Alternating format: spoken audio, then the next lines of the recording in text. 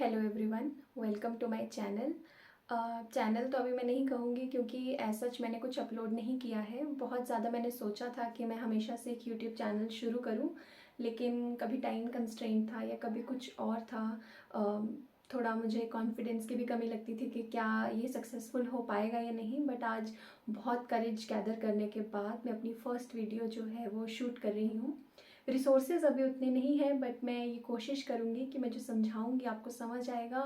और ये जो लर्निंग है ये 2 वे प्रोसेस होगा। थोड़ा मैं आपको बताऊँगी और थोड़ा मैं कुछ आपसे सीखूँगी। उम्मीद है आपको ये वीडियो जो है वो पसंद आएगा। तो सबसे पहला टॉपिक जिसके साथ मैं शुरू करने वाली हूँ वो है एरोमेटिसिटी। जब भी हम एरोमेटिसिटी वर्ड का यूज़ करते हैं तो अरोमा वर्ड से हम उसको हमेशा एसोसिएट करने की कोशिश करते हैं। अरोमा, जब भी कोई वर्ड हम कहेंगे अरोमा तो हम कहते हैं कि कोई खुशबू है या कोई फ्रेग्रेंस है, कोई स्मेल है किसी तरह की, उसको हम कहते हैं कि ये कंपाउंड कैसा है, एरोमेटिक कंपाउंड है। बट क्योंकि हम केमिस्ट्री की बात कर रहे हैं तो केमिस्ट्री में एरोमेटिसिटी की जो डेफिनेशन है वो चेंज हो जाती है। और यूजुअली ये जो एरोमेटिक कंपाउंड्स हमें केमिस्ट्री में पाए जाएंगे वो सिर्फ एक ऑर्गेनिक कंपाउंड्स की प्रॉपर्टी है। यानी कि ऐसे कंपाउंड्स, ऑर्गेनिक कंपाउंड्स ऐसे कंपाउंड्स होते हैं जिनमें कार्बन, हाइड्रोजन तो होते ही होते हैं। कार्बन और हाइड्रोजन होंगे ही होंगे, उसके साथ ऑक्सीजन हो सकता है, नाइट्रोजन हो सकता है, सल्फर हो सकता है, फ्लोरीन हो सकता है, बहुत रेयर केसेस में फॉस्फोरस भी हो सकता है। ये एटम्स भी लगे हुए हो सकते हैं, लेकिन ऑर्गेनिक कंपाउंड वही होगा जिसमें कार्बन और हाइड्रोजन लगा हुआ होगा। जैसे हम पढ़ते हैं मीथेन, इथेन, ग्लूकोज, ग्लूकोज में ऑक्सीजन जो है वो आ जाता है। तो इस तरह से बहुत सारे जो है कंपाउंड्स, ऑर्गेनिक कंपाउंड्स जो है वो रहते हैं और उनकी ये प्रॉपर्टी होती है जिन्हें हम कहते हैं एरोमेटिसिटी या एरोमेटिक कंपाउंड्स।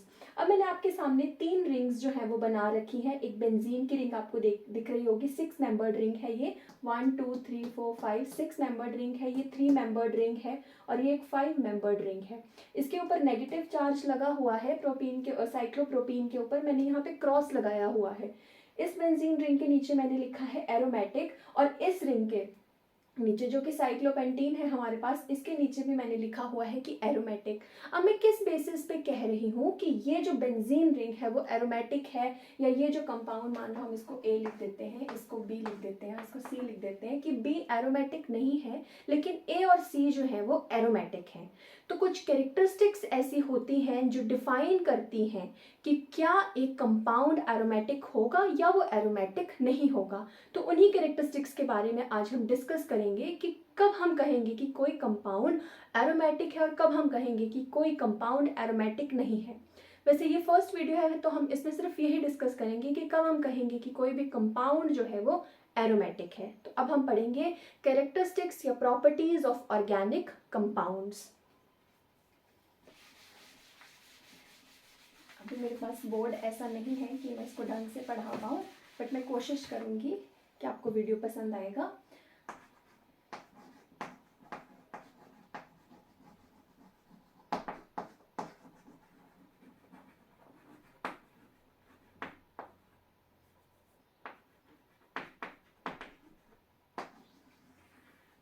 सबसे पहला आप लिख सकते हैं planarity.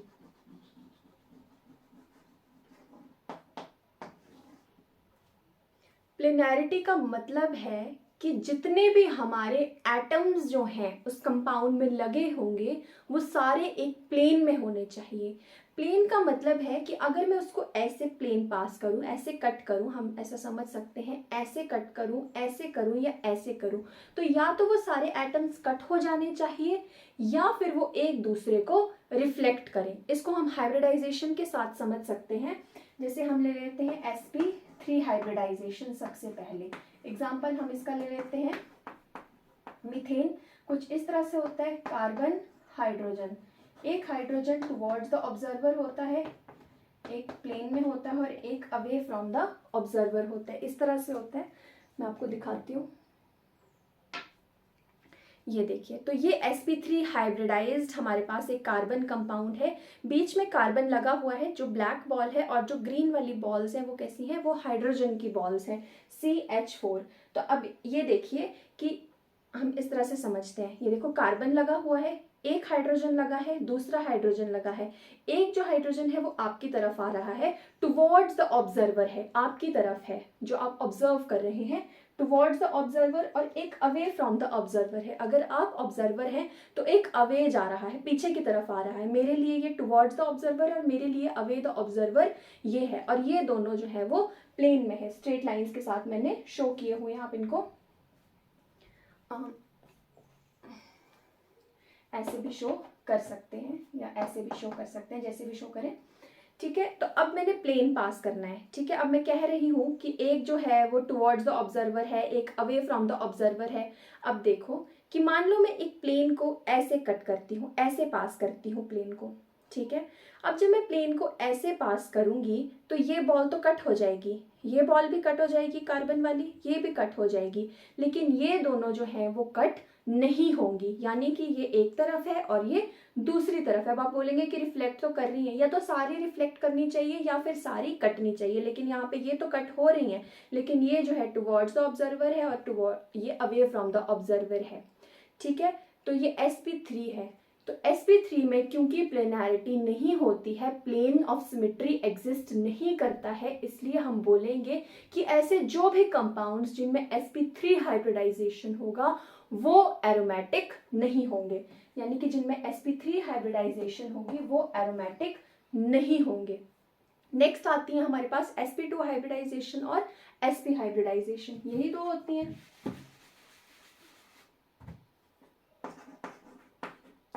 sp2 hybridization and sp hybridisation, इस तरह से समझ सकते हैं हम इसको।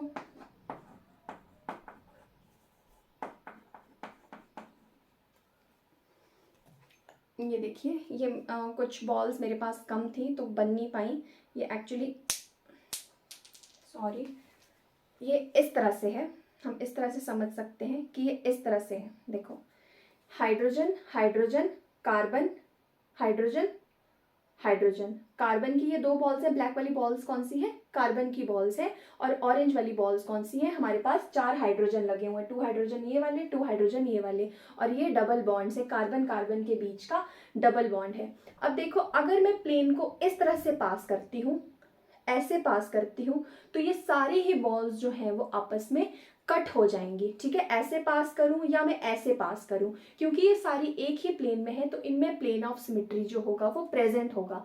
तो sp2 हाइब्रिडाइजेशन जो होती है अगर वो होगी तो हम कह सकते हैं कि कंपाउंड एरोमेटिक होगा। सिमिलरली sp के साथ भी यही होगा। sp के साथ क्या होगा, एक और बॉन्ड यहाँ पे लगा हुआ होगा और यहाँ पे हाइड्रोजन जो है वो एक एक ही रहेगा, एक हाइड्रोजन इधर होगा और एक हाइड्रोजन इधर होगा और एक बॉन्ड सेंटर में होगा। तो वो सारे भी अगर मैं प्लेन को ऐसे पास करूंगी तो ये सारी बॉल्स कट जाएंगी, कार्बन की भी कट जाएंगी और ये भी कट जाएंगी। अगर ऐसे कट करूंगी तो ये कार्बन इस कार्बन को रिफ्लेक्ट करेगा, ये हाइड्रोजन इस हाइड्रोजन को रिफ्लेक्ट करेगा।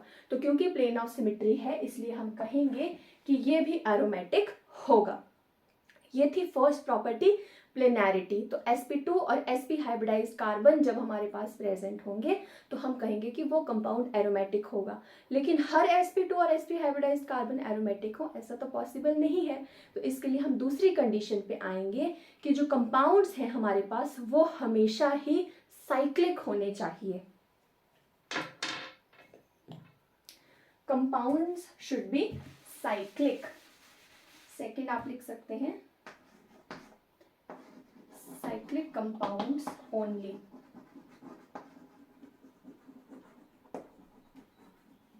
ये देखिए मेरे पास एक ये है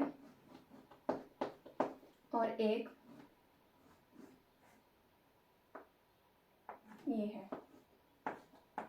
ठीक है। इसमें भी 6 कार्बन्स हैं, 1 2 3 4 5 6, इसमें भी 6 कार्बन्स हैं, 1 2 3 4 5 6।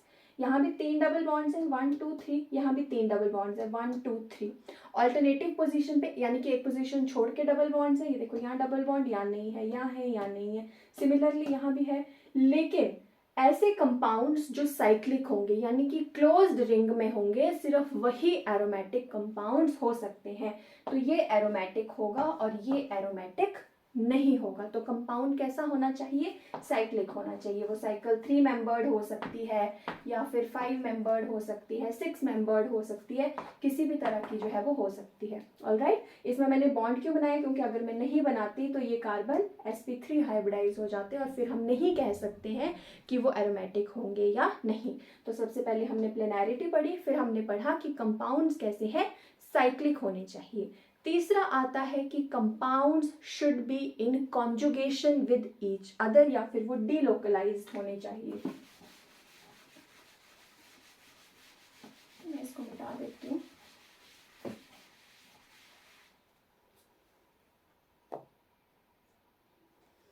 कि कंप्लीट डीलोकलाइजेशन होनी चाहिए इलेक्ट्रॉन्स की। डीलोकलाइजेशन तभी होती है हमेशा जब sp2 या sp हाइब्रिडाइज कार्बन होंगे, यानी कि जब डबल या ट्रिपल बॉन्ड रहेगा, पाई बॉन्ड्स होंगे, तभी डीलोकलाइजेशन होगी इलेक्ट्रॉन्स की। तो कंप्लीट डीलोकलाइजेशन होनी चाहिए, यानी कि इलेक्ट्रॉन्स जो है वो पूरी रिंग में घूमने चाहिए। जैसे मैं बेंजीन का एग्जांपल ले लेती हूँ। वैसे जब मैं पढ़ती थी, इसका सिंपल सा मतलब है कि रेजोनेटिंग होनी चाहिए ना, रेजोनेंस होनी चाहिए, इसमें डीलोकलाइजेशन होनी चाहिए। मुझे हमेशा ये बताया गया था कि सिंगल बॉन्ड को डबल कर दो और डबल बॉन्ड को सिंगल कर दो, तो इस तरह से हम कह सकते हैं कि वो इलेक्ट्रॉन जो है वो डीलोकलाइज हो जाएंगे। देखो sp हाइब्रिडाइज कार्बन है ना, डबल बॉन्ड लगा हुआ है, ये देखो कार्बन डबल बॉन्ड, कार्बन, ये कार्बन है, ये भी कार्बन, कार्बन कार्बन कार्बन के बीच डबल बॉन्ड लगा हुआ है। तो पाई बॉन्ड है यहाँ पे, इसकी डीलोकलाइजेशन कैसी होगी, ये यहाँ आ जाएगा, ये यहाँ और ये यहाँ। सिंगल बॉन्ड को डबल बना दिया, डबल को सिंगल, ये डबल था इसको सिंगल कर दिया, ये डबल था सिंगल कर दिया, और इस तरह से, और हम कंप्लीट स्ट्रक्चर ऐसे बनाते हैं। तो ऐसे कंपाउंड्स जिनमें इलेक्ट्रॉन्स की कंप्लीट डीलोकलाइजेशन होगी, सिर्फ वही कंपाउंड्स जो है वो एरोमेटिक होंगे। तो इसके साथ हमारी थर्ड कंडीशन जो है प्लेनैरिटी साइक्लिक के बाद खत्म हो जाती है, दैट इज कंप्लीट डीलोकलाइजेशन जो है वो इलेक्ट्रॉन्स की होनी चाहिए, और वो तभी होगी जब हाइब्रिडाइजेशन sp होगी या sp2 होगी।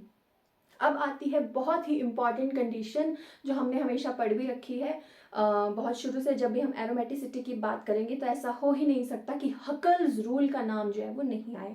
तो हम पढ़ेंगे कि ये हकल रूल क्या होता है और किस तरह से एरोमेटिसिटी को अफेक्ट करता है। क्या वो हकल रूल है कि जब वो नंबर आएगा तो कंपाउंड एरोमेटिक होगा, और अगर नहीं होगा तो कंपाउंड एरोमेटिक नहीं होगा। तो अगर हम सिर्फ हकल रूल लगा के भी देखेंगे तो भी सॉल्व हो जाता है। बहुत रेयर कंडीशंस होंगी जब आपको ये सब चेक करना पड़ेगा कि कहीं sp3 हाइब्रिडाइज्ड कार्बन तो नहीं है, वो हकल रूल को सेटिस्फाई कर रहा है, लेकिन अगर sp3 होगा तो फिर वो एरोमेटिक नहीं होगा। तो अब हम पढ़ेंगे बहुत important, that is Huckel's rule.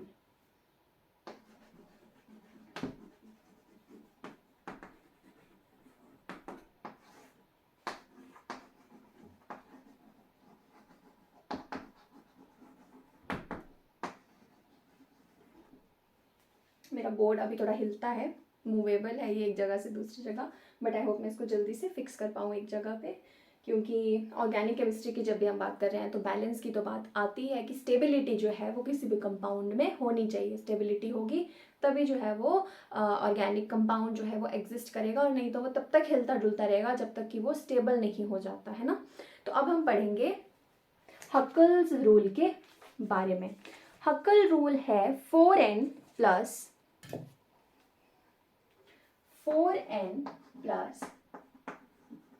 2 pi electron rule, इस तरह से आप लिख सकते हैं, जहां पे n की जो वैल्यू है वो 0, 1, 2, 3, 4 से लेके कुछ भी हो सकती है, ठीक है।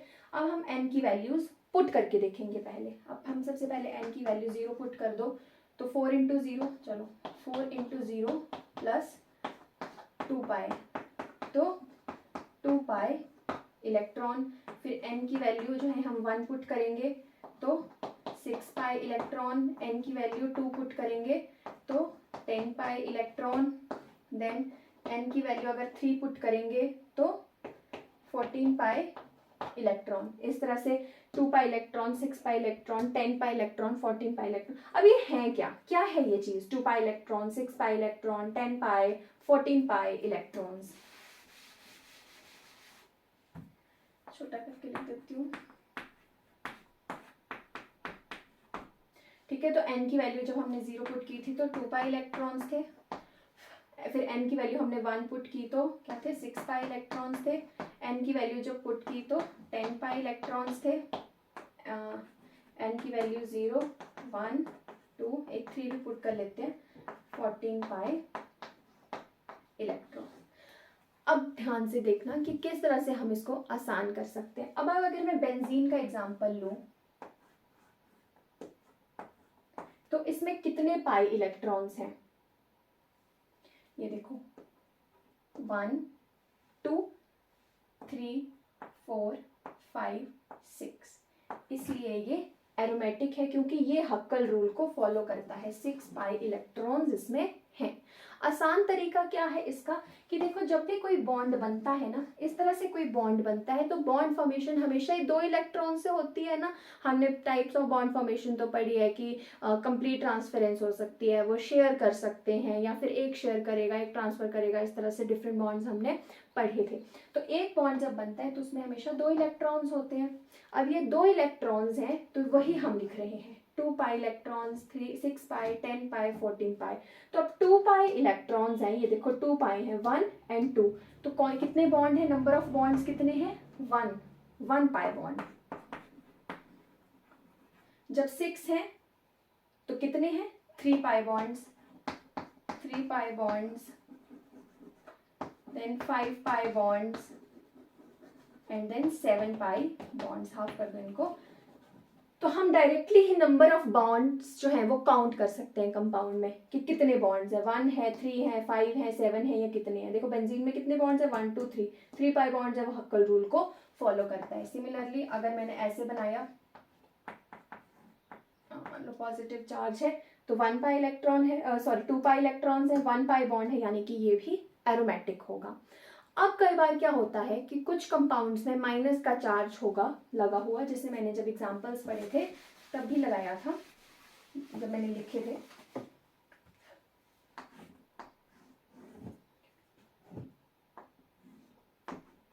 ये देखो, ये एक साइक्लोप्रोपीन की रिंग है और इसके ऊपर मैंने माइनस का चार्ज लगाया हुआ है। तो माइनस के चार्ज को भी हम 1 कंसीडर करेंगे, ठीक है। इसको भी हम एक कंप्लीट, क्योंकि नेगेटिव चार्ज है तो यहाँ पे 2 इलेक्ट्रॉन्स यानी कि एक पेयर तो प्रेजेंट होगा ही होगा, तो इसको हम बॉन्ड कंसीडर करते हैं। अब इसमें कितने बॉन्ड्स हैं, 1 और 2, तो 2 बॉन्ड्स तो नहीं हक्कल रूल को फॉलो करते, तो ये एरोमेटिक नहीं होगा। इसको देखते हैं, ये है एक और एक ये है।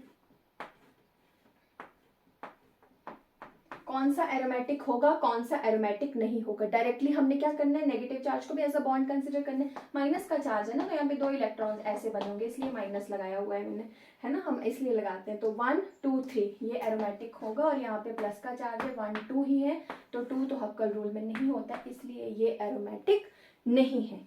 इसके साथ ही जो है हमारी एरोमेटिसिटी की जो कंडीशंस है वो खत्म होती है। इसकी एक और कंडीशन है, वो मैं नेक्स्ट वीडियो में नेक्स्ट पार्ट के साथ जो है वो शेयर करूंगी। आई होप आपको मेरी वीडियो जो है वो पसंद आई होगी। तो आज हमने एरोमेटिसिटी के बारे में पढ़ा। एरोमेटिसिटी की जो प्रॉपर्टीज़ हैं या कंडीशंस हैं हमने वो पढ़ी। सबसे पहले प्लेनैरिटी, साइक्लिक होनी चाहिए, कंप्लीट डीलोकलाइजेशन होनी चाहिए, और लास्ट में हमने हकल्स रूल पढ़ा। कुछ एग्जाम्पल्स मैं आपको लिख के दे रही हूँ, आप खुद प्रैक्टिस कीजिएगा और बताइएगा कि क्या आपको एरोमेटिसिटी समझ आई या नहीं।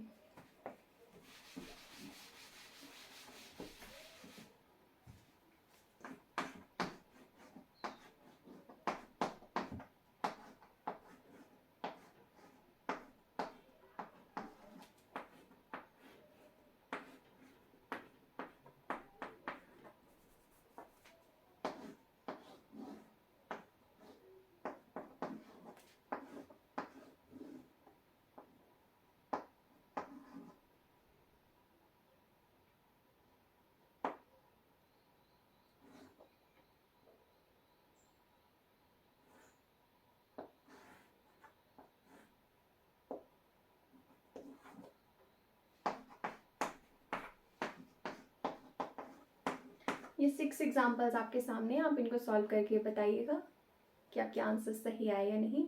आई होप आपको मेरी वीडियो पसंद आई होगी। तो मेरे चैनल को सब्सक्राइब करें, लाइक करें और वीडियो को शेयर करें। Thank you.